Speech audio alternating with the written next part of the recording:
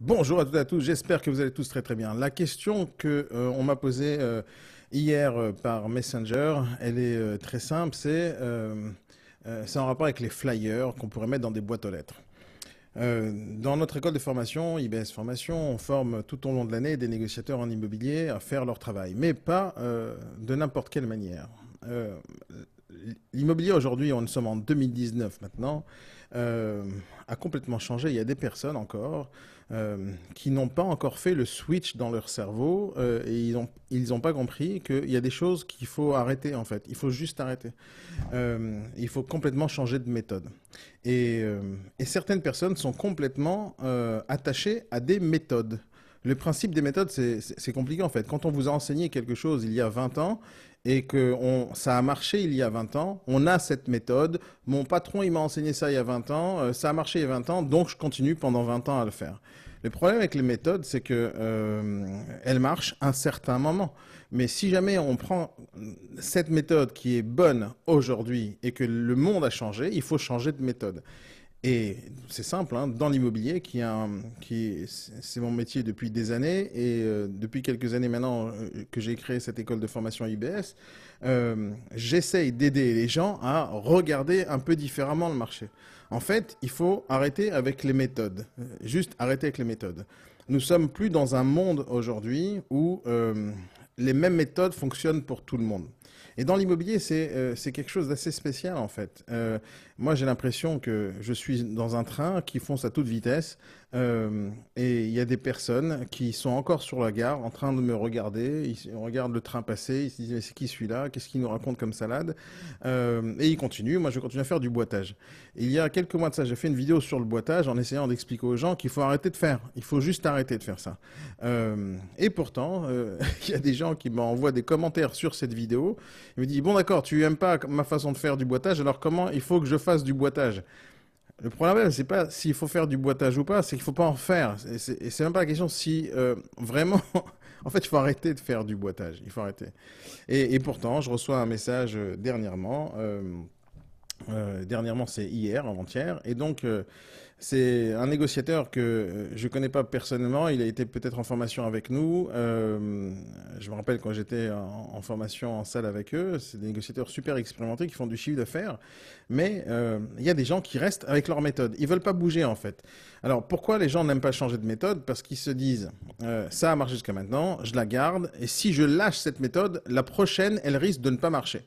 Alors d'abord, c'est vrai. Si on change de méthode, c'est très probable que la prochaine méthode ne fonctionnera pas. Mais si la prochaine méthode ne fonctionnera pas, il faut continuer à essayer une nouvelle méthode. Mais en tout cas, il faut jamais s'attacher à une seule en disant que c'est bon, j'ai trouvé, c'est la seule et unique façon de bosser et les autres, ça sert à rien. En fait, on est dans un monde où d'abord tout est digitalisé, tout est numérisé, tout est en ligne. Les réseaux sociaux, ils ont beaucoup plus de force que n'importe quel flyer que vous allez mettre dans une boîte aux lettres. Mais de l'autre côté, il y a des choses qui marchent dans les boîtes aux lettres aussi. Mais et on pose une question toute simple, hein. Monsieur Nadjar, avez-vous des prospectus, par exemple, de recherche de biens de notoriété pour déclencher les demandes d'estimation? Je recherche des prospectus et des idées de grande qualité pour faire mouche, pour se différencier de la concurrence et des messages sensiblement identiques. Alors ça, c'est une bonne question d'abord, d'accord? C'est comment se différencier. Dans cette question-là, il y a plein de façons de faire, comment se différencier. La question est, le fait de se différencier, c'est très important, il faut le faire, mais est-ce qu'il faut se différencier dans le boitage? Est-ce que le boitage, ça a une importance, qu'elle soit? Maintenant, le boitage, il y a une importance à le faire, mais que d'une seule manière. On ne peut pas mettre des choses dans les boîtes aux lettres juste en écrivant du texte. Ça sert juste à rien. Ça sert juste à rien de prendre un flyer, d'aller dans une imprimerie, d'imprimer 20 000 flyers, recto, verso, avec des super belles couleurs, investir 400 euros pour 20 000 flyers et tout simplement passer 6 heures par jour à les mettre dans les boîtes aux lettres. Je vous le dis clairement, arrêtez de le faire, ça sert à rien. Le retour sur investissement, il est nul. Il est juste nul. Ça veut dire quoi nul? C'est-à-dire que même si vous avez un mandat grâce à ça, c'est de la perte de temps. C'est juste de la perte de temps. Le temps que vous avez passé à le faire pour récolter un mandat, ça sert juste à rien. Mais la deuxième partie de la question, c'est comment se différencier des autres. Bien sûr, il faut se différencier. Alors moi, qu'est-ce que je lui réponds? D'abord, je lui dis, je lui réponds une réponse simple, hein. Les prospectus, c'est du passé. C'était bien en 1962, mais depuis, on a inventé d'autres trucs. Alors il me dit, mais quoi, mais quoi? Alors je lui dis, viens au B-Morning. Et le B-Morning Live, c'est quelque chose que j'ai créé il y a 8 ans maintenant. Très peu de personnes le savent parce que les seules personnes qui sont au B-Morning, ce sont mes clients ou mes élèves qui sont en formation dans notre école de formation et qui participent tous les matins au B-Morning Live. J'ai créé le B-Morning Live en 2011. L'objectif du B-Morning Live, c'est de donner la possibilité aux négociateurs qui travaillent de chez eux, qui travaillent dans une agence, de pouvoir se lever tôt le matin et de commencer la journée avec d'autres négociateurs. Et ça, c'est la première chose, donc d'avoir une raison de se lever tôt le matin, parce que je pense que les gens qui se lèvent à 11 heures du matin, ben, ils ont beaucoup moins de chances que les autres de réussir et de prendre les meilleures affaires, et surtout d'être dans l'état d'esprit du business. Mais mis à part le fait qu'il faut se réveiller tôt, il faut aussi commencer la vie dans le business, ta journée dans le business, et commencer à échanger avec d'autres personnes pour voir les expériences des autres. Le principe et ma façon de faire en termes de formateur, en termes de coach, c'est pas de dire j'ai une méthode, vous devez l'appliquer sans jamais changer de méthode. Parce que même moi, je change de méthode tous les jours, tout le temps. Alors je dis pas tous les jours, c'est un peu exagéré.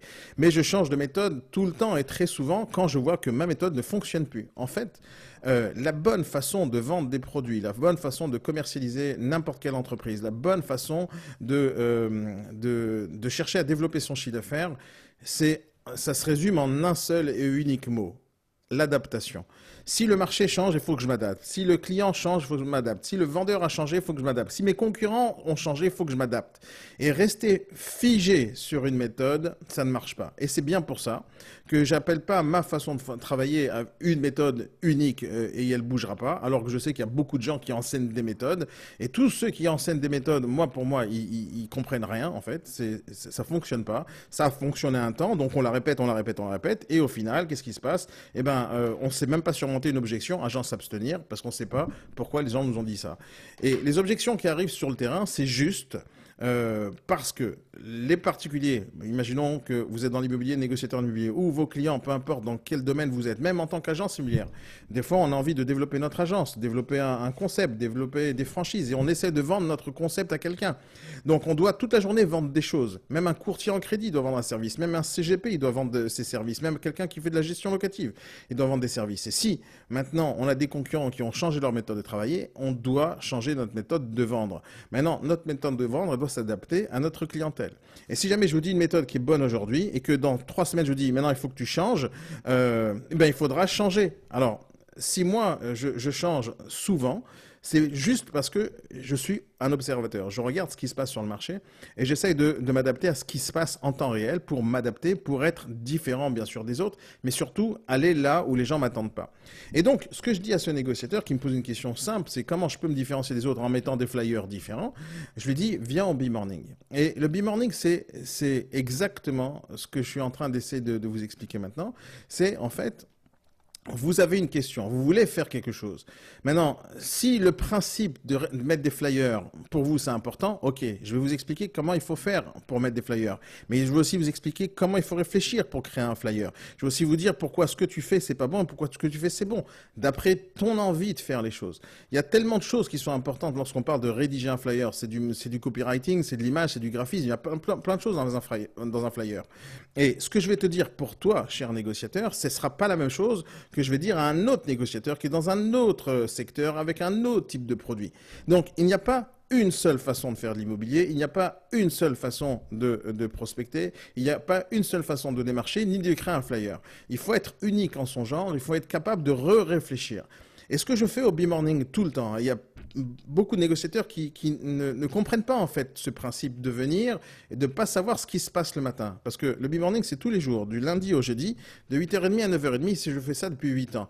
Et l'idée, c'est que les négociateurs viennent avec leurs problèmes. Alors, il y a 2 problèmes avec le B-Morning qui sont vraiment réels. C'est que les négociateurs ne savent pas poser des questions, ne savent pas dire quel est leur problème. Ils savent qu'ils ne vendent pas, et c'est tout. Ils savent qu'ils n'ont pas d'appel et c'est tout. Mais ils ne savent pas pourquoi, ils ne savent pas définir. Et donc, dans mon travail de tous les jours avec eux, c'est d'essayer d'un peu de creuser pour voir qu'est-ce qui fonctionne pas, remonter à la source du problème.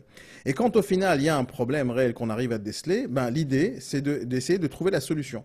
Mais la solution que je donnais à Patrick ne sera jamais la même que la solution que je donnais à Stéphanie. Ça sera juste jamais la même. Jamais la même. Et après, on va me dire, oui, mais alors, je comprends pas, j'ai fait ce que tu as dit à Patrick. Mais moi, je t'ai pas dit de faire ce que j'ai dit à Patrick, je t'ai dit de faire ce que je t'ai dit à toi.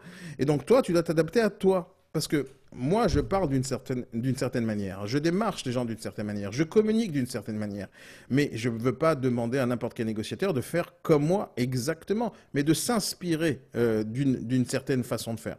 Et donc, lorsque j'essaie d'expliquer à un négociateur, et ça, c'est le gros problème, c'est comment rédiger un nouveau flyer ou quoi que ce soit, je lui dis je peux pas te répondre par Messenger, c'est juste pas possible. Et lui en plus, il voulait que je lui donne un modèle de flyer pour qu'il puisse faire du copier-coller. Alors pourquoi? Même si j'en ai 25 flyers super ultra intelligents, ce qui est le cas, dans mon ordinateur, avec des travaux graphiques que j'ai déjà fait moi-même, avec des bonnes idées sur lesquelles j'ai brainstormé, j'ai fait des trucs intéressants, je vais jamais le donner à quelqu'un. Je vais jamais donner les choses que je fais à quelqu'un d'autre parce que justement ma création c'est ma création et j'ai pas envie de la partager à quelqu'un d'autre qui va justement être mon concurrent sur ma création. Mais c'est pas le but ultime en fait. L'idée c'est que si moi je décide de faire un truc qui est unique, je veux que toi aussi tu sois unique. Mais je veux que tu sois unique avec ta méthode de réflexion, ta façon de penser et ta personnalité. Donc il faut que moi ce que j'essaie de faire tous les jours, tout le temps, c'est de donner une méthode de réflexion, pas une méthode d'agir, mais une méthode de réflexion. C'est-à-dire, si on a un problème sur le terrain en tant que négociateur, la majorité du temps, on va se retrouver seul sur le terrain. Et si jamais on n'a pas une bonne méthode de réflexion, on va toujours réfléchir de la même manière, c'est-à-dire celle qu'on nous a enseignée il y a longtemps. Et donc à chaque problème, on va donner la même solution. Et le problème, c'est que c'est en faisant toujours les mêmes choses, on obtient toujours les mêmes résultats. Donc, en donnant la même méthode à tout le monde ou en donnant une mauvaise méthode de réflexion à quelqu'un, les gens n'avancent pas. Et donc, ce que je veux dire à ce négociateur, et je veux juste le convaincre de venir au B-Morning pour justement venir m'en parler, pour que je puisse réfléchir avec lui comment lui, il veut se différencier sur quel type de produit, dans quel secteur. Parce que c'est pas une question de graphisme sur un flyer, c'est pas une question de graphisme, c'est une question de marketing. Qu'est-ce que tu as envie de proposer aux gens? Qu'est-ce que tu as envie de dire dans ce flyer? Comment tu comptes le distribuer? Quel budget tu comptes mettre dedans? Dans quel secteur tu comptes le mettre? Qui sont tes clients potentiels? Et donc, quand on va, par exemple, chercher des acheteurs pour un studio ou un parking, on va parler d'une certaine manière avec un certain langage. Lorsqu'on va parler avec des gens qui voudraient acheter une maison de prestige ou une villa, on va leur parler différemment dans un certain secteur. On va mettre d'autres images. Donc, il n'y a pas de modèle sur lequel on peut se baser, il n'y a aucun dictionnaire, il n'y a aucune bibliothèque de documents qui pourrait correspondre aux besoins marketing d'une société, d'une entreprise, d'un négociateur. Il y a juste de la bonne réflexion. Et la bonne réflexion, c'est comment on agit dans telle situation, quels sont les leviers que je dois actionner, comment je dois réfléchir, comment je dois penser, quels mots je dois utiliser, pourquoi ça c'est mieux que ça. Et c'est comme ça qu'on réfléchit en fait lorsqu'on doit créer des outils marketing. Et ce que je fais dans ma vie de tous les jours en tant que formateur et coach dans mon école, c'est d'un côté expliquer la théorie des choses. Et ensuite, on passe à la pratique. Et la pratique, on va passer sur le terrain, on a de l'expérience, et après, on a un retour d'expérience. Et chaque négociateur qui va avoir une certaine expérience sur le terrain, c'est-à-dire qu'il va taper aux portes, il se fait fermer la porte au nez. Ça se trouve que si c'est lui qui tape à la porte, tout le monde lui ferme la porte au nez, mais c'est très possible que si c'est moi qui tape à la porte, on ne me ferme pas la porte au nez. Et donc, il y a une différence entre lui et moi. C'est une différence qui est palpable, parce que moi je suis moi et lui il est lui. Point. On est unique. Point à la ligne. Et si jamais je lui apprends pas à être lui-même, à faire son travail de sa façon, avec sa méthode, ça changera rien si moi j'ouvre toutes les portes que lui n'a pas réussi à ouvrir. Mon but à moi, c'est qu'il puisse ouvrir les portes qui étaient fermées pour lui avant. C'est la même chose pour la prospection téléphonique, c'est la même chose pour la prospection de terrain, c'est la même chose pour la communication autour d'une agence, c'est la même chose pour la communication autour d'un concept, c'est la même chose pour un flyer, c'est la même chose pour n'importe quel concept dans le monde. Il ne faut pas regarder ce que le concurrent fait et comment il le fait, il ne faut pas copier ce que quelqu'un a fait, il faut juste réfléchir. Réfléchir de la bonne manière pour qu'à chaque fois que je réfléchis sur un nouveau concept, je regarde le marché, je m'adapte. Et si je m'adapte, je vends mieux. Voilà, c'est tout ce que je voulais dire pour aujourd'hui. Maintenant, sachez une chose que Cette vidéo, elle est sur YouTube, elle va être aussi sur Facebook et elle est transformée aussi en podcast.